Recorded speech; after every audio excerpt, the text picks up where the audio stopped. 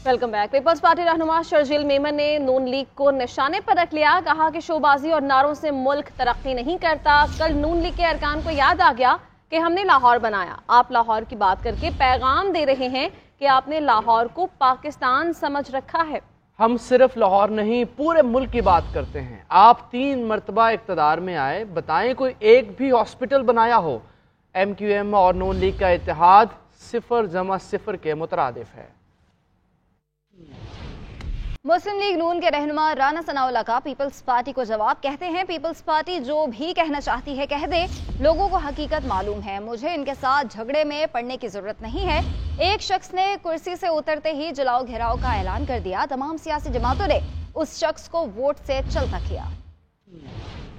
Peoples party जो है वो जो भी कहना चाहती है वो कहे। लोगों को पता है कि सच क्या है, हकीकत क्या है, और लोग इन सारी चीजों को मद्देनजर रख के अपना वोट देंगे और जिसको वोट देंगे तस्लीम करेंगे। हमने भी अपने आप को पेश कर दिया है, हमने भी अपना मौक़िफ़ जो है वो पेश कर दिया है और लोगों के सामने है। लोगों को मालूम है कि मुस्लिम लीग नून ने इस मुल्क को एटमी कुव्वत बनाया, तो इसलिए मुझे उनके साथ इस झगड़े में पड़ने की जरूरत नहीं है। पीपल्स पार्टी पंजाब से वोट लेने के लिए हमारे खिलाफ बात करना या हमें गालियां देना अगर मुनासिब समझती है तो ये उनका काम है, लेकिन इंशाअल्लाह ताला पंजाब के लोग भी और पाकिस्तान के लोग वो इन सब चीजों को देख के वेरीफाई करके अपने वोट का हक जो है वो इस्तेमाल करें। नून लीग के सदर साबिक वज़ीर आज़म शहबाज शरीफ की ज़ेर सदारत अहम इजलास हुआ।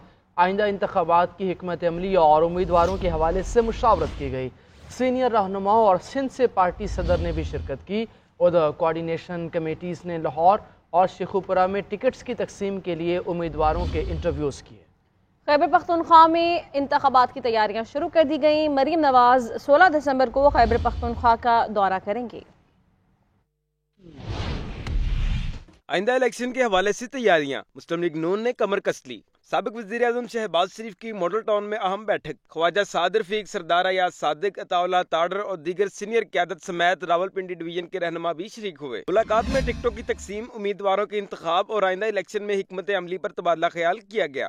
शहबाज शरीफ से सिंध के पार्टी सदर बशीर मेमन ने मुलाकात की और MQM और दीगर जमातों के साथ इंतखाबी एडजस्टमेंट से मुताल्लिक अमूर पर गौर किया गया। इस मौके पर शहबाज शरीफ का कहना था कि सियासी इस्तेकाम से ही मईशत और अवाम के मसाइल हल होंगे। अवाम को महंगाई और दीगर मसाइल से निजात दिलाने के लिए ये इलेक्शन बहुत अहम है। सियासी इंतकाम हार गया, अब महंगाई और माशी बदहाली को शिकस्त देनी है। उधर ख्वाजा साद रफीक की ज़ेर सदारत कोऑर्डिनेशन कमेटी ने लाहौर से पार्टी टिकट के लिए उम्मीदवारों के इंटरव्यूज लिए। इंटरव्यू जो हुए हैं उनका मकसद यही है कि जो हकदार है उसको हक मिले और मेरिट पे इस दफ़ा, पहले भी मेरिट पे टिकट मिलते हैं, कोशिश है इस दफ़ा मजीद मेरिट पे टिकट मिले। आज कंसेंसस के साथ लोगों को सुना गया है और उनको वन पेज पे अल्हम्दुलिल्लाह इकट्ठा किया गया। नून लीग की खैबर पख्तूनख्वा में भी इंतखाबात की तैयारियां शुरू। टिकटों की तकसीम के लिए मुशावरत। चीफ ऑर्गेनाइजर मुस्लिम लीग नून मरीम नवाज 16 दिसंबर को खैबर पख्तूनख्वा का दौरा करेंगी। कैमरामैन इमरान सिद्दीक के साथ वासिफ महमूद, GNN लाहौर। बात करेंगे पाकिस्तान की बड़ी कामयाबी की। पाकिस्तान ने सिफारती सतह पर भारत को शिकस्त दे दी है। जी हाँ, पाकिस्तान यूनेस्को के मेंबर एग्जीक्यूटिव वोट और भारत को हराकर वाइस चेयरमैन मुंतखब हो गया। पाकिस्तान का दोबारा इंतखाब अक़वाम मुत्तहिदा में पाकिस्तान की देरीना हिमायत और तामीरी किरदार का बेहतरीन सबूत है।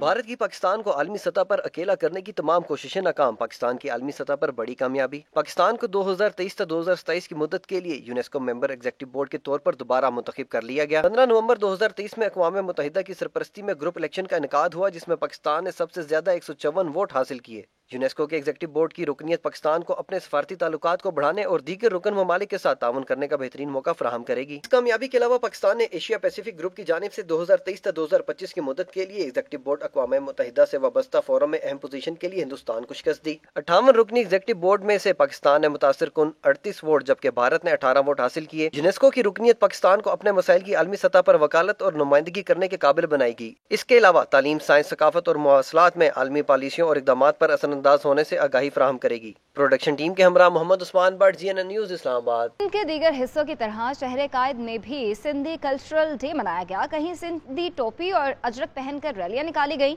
तो कहीं नौजवान रक्स की सूरत में सिंधी सकाफत से अपनी मोहब्बत का इजहार करते रहे। इसी हवाले से राना खालिद महमूद की रिपोर्ट देखिए। سندھ کی ثقافتی عید کہلانے والا سندھی ٹوپی اجرک ڈے صوبے کے دیگر حصوں کی طرح کراچی میں بھی بھرپور انداز میں منایا گیا۔ دن کی مناسبت سے مختلف علاقوں میں ریلیاں نکالی گئیں۔ نوجوان رقص کی صورت میں سندھی ثقافت سے اپنی محبت کا اظہار کرتے رہے۔ تقریب میں شریک نوجوانوں نے سندھی ثقافت پر فخر کا اظہار کیا تو دوسری قومیتوں کے لوگوں نے بھی اجرک ٹوپی پہن کر دن کو منایا۔ تو سندھی نہیں ہے پر ہم ان کی خوشی میں شامل ہیں، ان کے ساتھ اور بڑے دھوم دھام سے منا رہے ہیں۔ بڑا ہم فخر کرتے ہیں، ہم سندھی بھائی ہیں، یہاں آپس میں ملتے ہیں، ایک دوسرے سے محبت کرتے ہیں۔ ہمیں بہت اچھا لگ رہا ہے اور ایسے لگ رہا ہے جیسے کہ عید ہے، جیسے عید کا دن ہم مناتے ہیں، آج بھی ویسے ہی ہمیں لگ رہا ہے اور بہت اچھا لگ رہا ہے۔ ملک کے دیگر صوبے جس طرح اپنا ثقافتی دن مناتے ہیں، اسی طرح سندھ میں بھی ہر سال دسمبر کے پہلے ہفتے کے دوران سندھی اجرک ٹوپی ڈے منایا جاتا ہے۔ کیمرہ مین عاصم خان کے ساتھ رانا خالد محمود، GNN کراچی۔ کراچی میں 4 روز تک جاری رہنے والی 16ویں عالمی اردو علم و ادب کانفرنس فن و ثقافت شعر و سخن کے رنگ بکھرے اختتام پذیر ہو گئی۔ آخری دن بھارتی شاعر گلزار آن لائن شریک نہ ہو سکے۔ مستنصر حسین تارڑ اور بشرا انصاری سے ملاقاتوں کی بھی نشستیں لگیں تو کتابوں کی رونمائی بھی ہوتی رہی۔ کانفرنس کے آخری روز شہریوں نے بڑی تعداد میں شریک ہو کر اردو زبان و فن سے محبت کا علمی اظہار کیا۔ سونیا خانزادہ کی رپورٹ۔ کراچی میں جاری 4 روزہ 16ویں عالمی اردو علم و ادب کانفرنس آخری روز بھی فن و ثقافت شعر و سخن کے رنگ بکھیرتی رہی۔ مستنصر حسین تارڑ اور بشرا انصاری سے ملاقاتوں کی نشستیں لگیں۔ گلزار کی باتیں انور مقصود کے ساتھ کے عنوان سے منعقدہ سیشن میں گلزار بھارت سے آن لائن شریک نہ ہو سکے تو انور مقصود نے اپنے مخصوص انداز سے محفل کو رونق بخشی۔ لوگ اصل میں ہندوستان میں راکھی ہاتھ پہ باندھتے ہیں، گلزار صاحب نے گلے میں باندھ لی تھی۔ معروف رائٹر مستنصر حسین تارڑ نے خود کو حادثاتی ادیب اور میڈیا پرسن بتایا۔ کوئی بھی ادیب دیکھتے وہ نارمل نہیں ہوگا، لیکن ہمارے معاشرے کی پرابلم یہ ہے کہ وہ کہتے ہیں کہ اس کی جو ذاتی زندگی ہے وہ پرفیکٹلی نارمل ہو، اس میں کوئی جھوڑ نہ ہو، لیکن جب وہ لکھے تو وہ نارمل لکھے، یہ تو نہیں ہو سکتا نا۔ جبکہ اپنے فن نے بے مثال بشرا انصاری نے خصوصی نشست میں گفتگو کے ساتھ اپنی گائکی کا ہنر دکھایا۔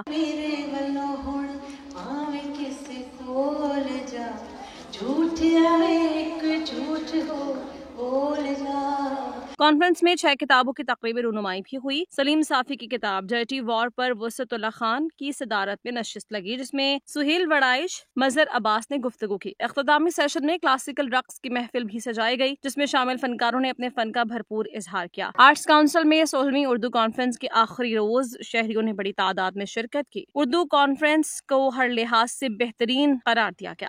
مسلم لیگ نون کے رہنما رانا ثناءاللہ کا پیپلز پارٹی کو جواب، کہتے ہیں پیپلز پارٹی جو بھی کہنا چاہتی ہے کہہ دے، لوگوں کو حقیقت معلوم ہے، مجھے ان کے ساتھ جھگڑے میں پڑنے کی ضرورت نہیں ہے۔ ایک شخص نے کرسی سے اترتے ہی جلاؤ گھیراؤ کا اعلان کر دیا، تمام سیاسی جماعتوں نے اس شخص کو ووٹ سے چلتا کیا۔